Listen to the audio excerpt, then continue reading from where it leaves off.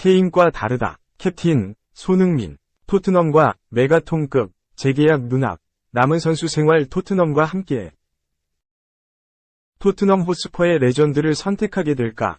영국 매체 풋볼 인사이더는 15일 한국 시간 손흥민은 남은 선수 생활을 토트넘에 바치려 한다. 손흥민은 엔제 포스테코글루 감독의 영향력에 감명을 받았다. 그에 따라 토트넘과 미래를 함께하기를 원한다. 라고 전했다.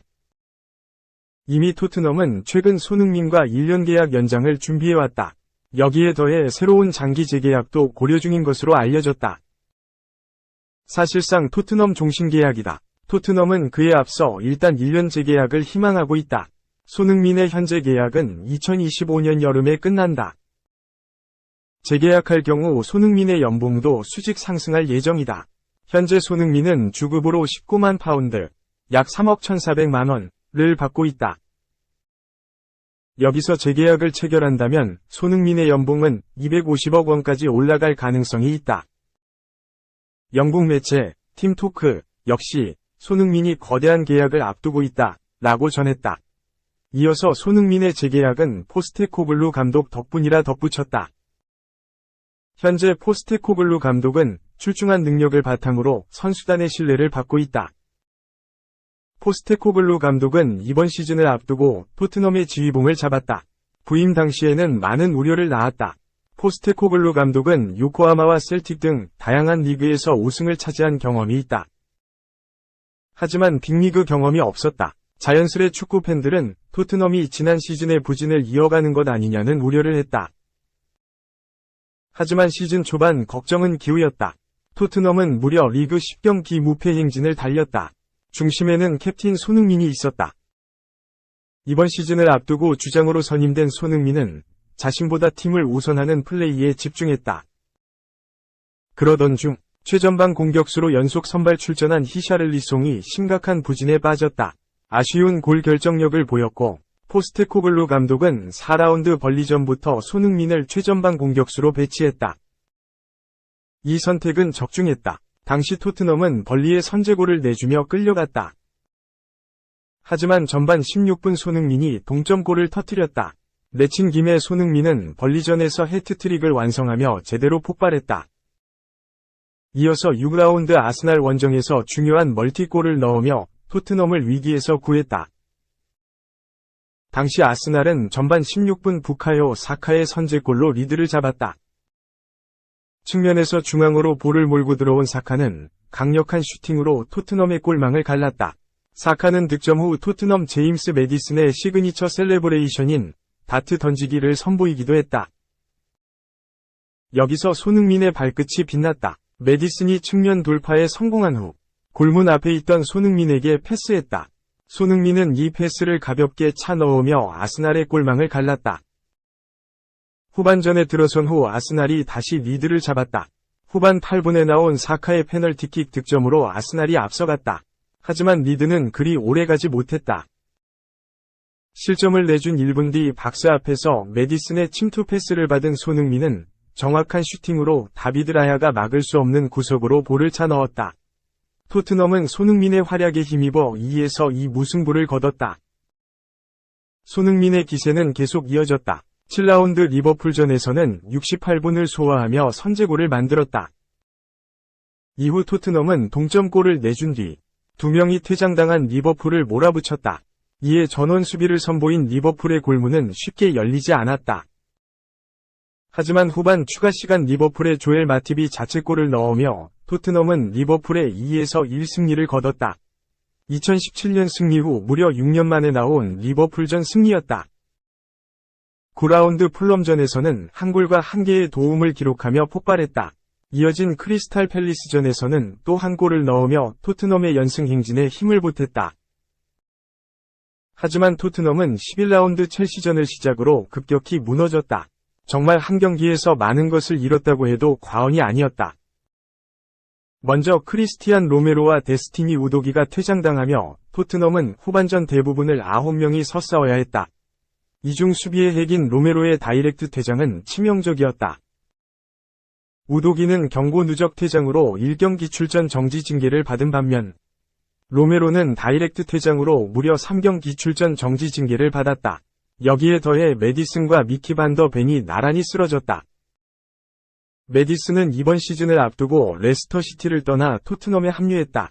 합류와 동시에 빠르게 적응을 마치며 손흥민 등과 좋은 호흡을 선보였다. 날카로운 패스와 강력한 슈팅을 바탕으로 토트넘의 플레이를 조립했다. 크리스티안 에릭센 이후 오랫동안 토트넘이 찾던 플레이메이커였다. 반더 벤 역시 이번 시즌을 앞두고 새로 합류한 신입생이었다. 그간 토트넘은 에릭 다이어와 다빈손 산체스 등 기존 수비수들의 잦은 실수로 오랫동안 수비 불안을 안고 있었다. 하지만 반더 벤이 합류로 수비에 대한 고민이 사라졌다. 반더 벤은 투지 넘치는 수비와 빠른 발을 바탕으로 로메로와 후방을 든든히 지켰다. 그런데 공교롭게도 두 선수가 나란히 부상을 당하며 쓰러졌다. 메디슨과 반더 벤은 내년 초에나 복귀가 가능한 상황이다. 이처럼 전력에 큰 타격을 입은 토트넘은 첼시전에 1에서 4로 대패한 데 이어 울버햄튼과 아스톤 빌라에 패했다. 10경기 연속 무패 행진 뒤 무려 3연패를 당한 것이다. 이어진 맨체스터 시티전에서는 겨우 무승부를 거뒀다. 맨시티의 강한 면모를 보여왔던 손흥민은 이날 경기에서도 폭발했다. 손흥민은 전반 6분 만에 맨시티의 골망을 가르며 포효했다. 이번 시즌 손흥민의 리그 9호 골이었다. 토트넘의 흐름은 생각보다 오래가지 않았다. 세트피스에서 동점골을 헌납했다. 전반 9분, 맨시티가 프리킥을 얻었는데 알바레스가 박스 안으로 오른발 크로스를 올렸다. 전방 공격수 홀란드를 겨냥한 킥이었지만 손흥민 허벅지에 맞았다. 볼은 굴절돼 토트넘 골망으로 빨려 들어갔다. 손흥민은 선제골을 넣은 지 3분 만에 자책골을 넣고 말았다. 맨시티는 흐름을 살려 전반 31분 역전에 성공했다. 필 포든이 토트넘의 골망을 갈랐다. 토트넘은 역전을 내주며 다급해졌고 후반 24분에 나온 지오바니 로셀소의 골로 겨우 동점을 만들었다. 손흥민은 이 득점 과정에서 이전의 자책골을 만회했다. 손흥민은 박스 중앙 부분에 있던 로셀소에게 패스했고 로셀소는 강력한 슈팅으로 맨시티의 골망을 갈랐다. 이후 맨시티의 잭 그릴리쉬가 다시 앞서가는 득점을 넣었지만 후반 45분 대한 쿨루셉스키가 극적인 동점골을 넣으며 경기는 3에서 3으로 무승부가 됐다. 겨우 연패를 끄는 토트넘이었지만 이어진 웨스트햄 유나이티드전에서 또 패했다. 로메로가 선제골을 넣었지만 웨스트햄이 역전에 성공하며 1에서 2로 패했다. 역전골 과정에서 나온 우도기의 불안한 패스가 결국 패배로 연결됐다. 이날 손흥민은 침묵했다. 그러던 중 토트넘은 드디어 반등에 성공했다. 지난 11일에 있었던 프리미어리그 16라운드 뉴캐슬 유나이티드전에서 4에서 1대승을 거둔 것이다. 이날 손흥민은 최전방 공격수 대신 원래 포지션인 측면 공격수로 선발 출전했다. 최전방에는 부상에서 복귀한 히샤를리송이 배치됐다. 최근 무승 행진을 달리고 있던 포스테코글루 감독은 결국 변화를 선택했다. 그리고 이 변화는 완벽히 맞아떨어졌다. 손흥민은 전반 26분 측면에서 날카로운 돌파를 선보인 뒤 박스 안에 있던 우도기에게 날카로운 패스를 연결했다. 우도기는 손흥민의 패스를 받아 가볍게 선제골을 만들었다. 이어서 손흥민이 다시 한번 빛났다. 옛 절친인 키어런 트리피어를 완벽하게 따돌린 뒤 골문 앞으로 날카로운 땅볼 크로스를 시도했다. 이를 골문 앞에 있던 히샤를리송이 추가골로 연결했다. 이후 히샤를리송이 한 골을 더 추가하며 토트넘은 3에서 0으로 달아났고 후반 40분에는 손흥민이 직접 페널티킥을 얻어낸 뒤 키커로 나서 뉴캐슬의 골망을 갈랐다. 후반 추가 시간 뉴캐슬은 조엘링턴의 만회골로 0패를 면했다. 이처럼 손흥민은 토트넘에서 오랫동안 꾸준한 활약을 펼치고 있다. 토트넘 입장에서 재계약을 하지 않을 이유가 없다. 게다가 최근 이적설이 돌고 있는 손흥민을 지켜야 했다. 미국 스포츠 채널 ESPN에 따르면 알-이티하드, 사우디아라비아가 손흥민에게 연봉 3천만 유로, 약 419억 원을 들고 접근했던 것으로 알려졌다. 하지만 손흥민은 이를 거절했다. ESPN은 알-이티하드의 손흥민 영입은 쉽지 않을 것이다. 손흥민 측은 사우디아라비아의 제안에 반응하지 않는다 라고 전했다. 또한 공식 제안이 오더라도 거절할 가능성이 높을 것이라 추측했다. 영국 매체 미러도 손흥민에게 사우디아라비아 팀이 거액의 제안을 했다. 손흥민이 떠난다면 토트넘에 큰 타격이다. 하지만 손흥민은 올해 여름 토트넘을 떠날 생각이 없다 라며 사우디아라비아 제안을 거절할 가능성이 높다고 짚었다.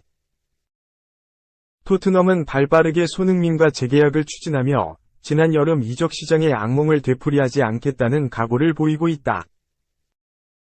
토트넘은 여름 이적 시장을 통해 울며 겨자 먹기로 팀의 에이스인 해리 케인을 바이에른 뮌헨으로 떠나보냈다. 뮌헨은 여름 내내 케인 영입에 사활을 걸었다. 2021-22 시즌을 앞두고 떠난 주포 로베르트 레반도프스키의 공백을 메우기 위해서다. 아쉬운 공격진으로 지난 시즌에 돌입했던 뮌헨은 독일 분데스리가 마지막 라운드에서 도르트문트를 제치고 겨우 역전 우승을 차지했다. 최전방 고민은 프리시즌에도 이어졌다. 뮌헨은 지난 7월 일본의 도쿄 국립경기장에서 가와사키 프론탈레와 친선 경기를 가졌다. 전력상 몇 수 아래로 여겨지는 팀이기에 낙승이 예상됐다. 하지만 뮌헨은 의외로 고전했다. 특히 골 결정력에 문제를 드러내며 많은 기회를 살리지 못했다. 20번이 슈팅을 시도했지만 한 골이 전부였다. 마티스 텔과 아리온 이브라히모비치 등의 젊은 공격수들은 기회를 살리지 못했다. 뮌헨은 1에서 0이라는 찝찝한 승리를 가져갔다. 이러한 상황에 따라 케인 영입에 사활을 걸 수밖에 없다. 뮌헨은 케인에 대한 진심을 계속해서 보여주고 있다. 실제로 뮌헨의 얀 크리스티안 드리스덴 CEO와 마르코 네페 디렉터는 협상을 위해 일본 투어에 참여하지 않았다. 오히려 다니엘 레비 토트넘 회장과 협상을 위해 런던행 비행기를 탔다. 케인의 이적설이 시작됐을 당시 뮌헨은 불리한 위치에 있었다. 토트넘은 팀의 핵심 선수인 케인을 쉽게 내주지 않겠다는 뜻을 보였다. 케인의 몸값으로 무려 1억 파운드, 약 1644억 원을 책정했다. 토트넘 입장에서 케인은 그만한 가치가 있는 선수였다. 케인은 토트넘이 키운 프랜차이즈 스타다. 2010년 1군 데뷔 후 레스터시티 등 경험을 쌓기 위한 몇 번의 임대를 제외하면 선수 시절 내내 토트넘 소속이었다. 게다가 능력이 대단하다. 케인은 토트넘에서만 435경기에 출전해 280골 64도움을 기록했다. 프리미어리그 득점왕만 3번을 차지했으며 프리미어리그 213골로 역대 두 번째로 가장 많은 골을 넣은 선수다. 여기서 다가 아니다. 지난 시즌 토트넘이 부진을 거듭하며 리그를 8위로 마친 사이 케인은 홀로 리그 30골을 넣으며 제 역할을 톡톡히 했다. 팀의 부진에도 꾸준히 활약을 펼칠 수 있는 공격수였다.